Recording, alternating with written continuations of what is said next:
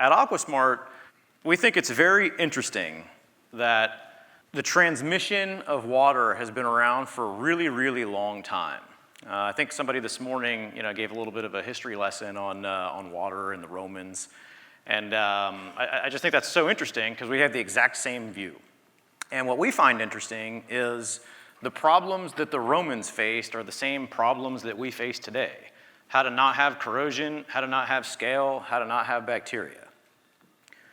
And what we find very interesting, and hopefully you all will find a little bit interesting next, is we've done a lot of work over in the UK where we believe a future glimpse towards some of our future potential problems may lie. And there might be something to be learned from that. So you couldn't have said it any better, John. I always like this picture because every science fiction movie begins the same way. Man messes with nature and then ... And so the idea of cause and effect is something that's very, very important to the water industry and something that we believe there could be some additional focus put on. And there's been much discussions about the revisions to the lead copper rule. If anybody wants to talk about that, come find us in our booth. We're not going to talk about that today. I'm sure you've seen a lot of PowerPoints about that over the last year and a half. But what I would venture to guess is that this sentence is probably not one that you've seen before, which is the idea of looking at things holistically, potentially might be a good idea. So what the SeaQuest is a holistic approach to corrosion control. And there's two ways to look at what we do. The first way is the traditional way, which is you've got categories of types of corrosion inhibitors on the left, and you've got the typical way that those are evaluated as the columns. So obviously they have to work, controlling lead and copper, that's very clear. They should work controlling, steel. Maybe they should work, controlling color and appearance. And then, how much do you use and how much does it cost? And that's usually, the methodology that goes into selecting corrosion inhibitors. What we believe is really important is having a little bit more of a holistic view to this. And so looking at things like how much phosphorus is being put into the water, how much chlorine residuals are you able to generate?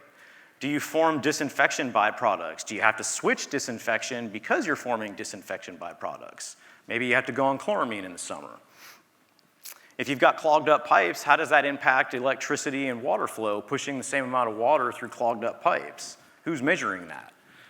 Workplace EHS, right? How to hire, good people. Well, we were just talking about, don't expose them to really, really hazardous chemicals would be one way, to potentially help. And then, at the end of the day, total use cost. So we engineered SeaQuest to essentially address all of these issues. We've been doing it for a really long time. We've treated a little over 8 trillion gallons of water around the world. And we get a lot of letters back from our customers talking about how we've helped them, and these are some of the things that they say.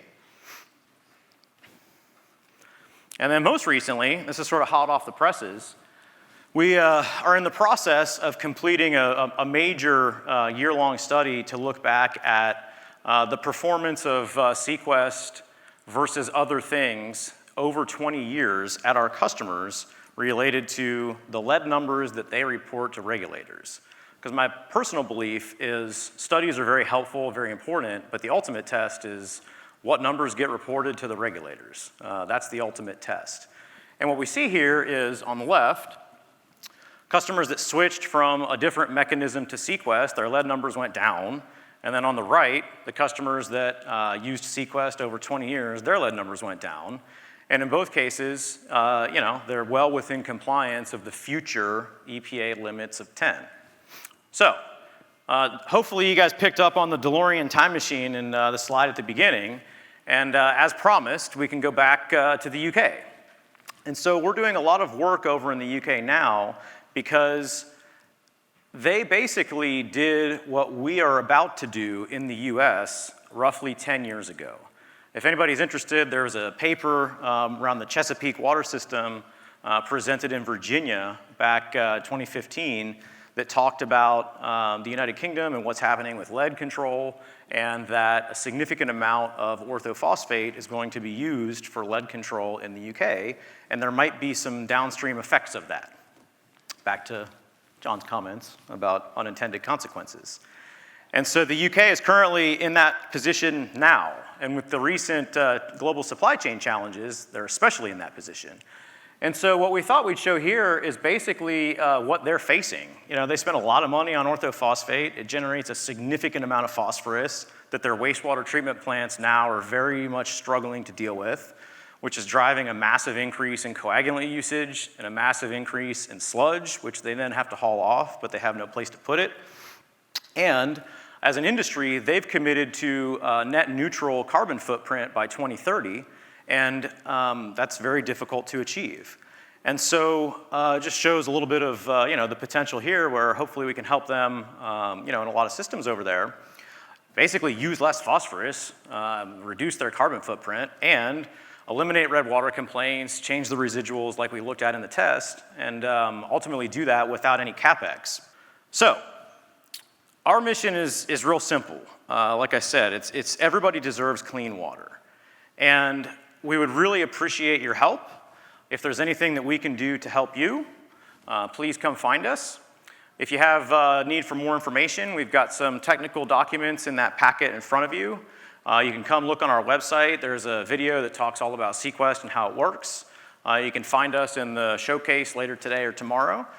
Thank you to our esteemed colleagues up here who generated their time graciously. Appreciate all the time spent with you. Thank you very much.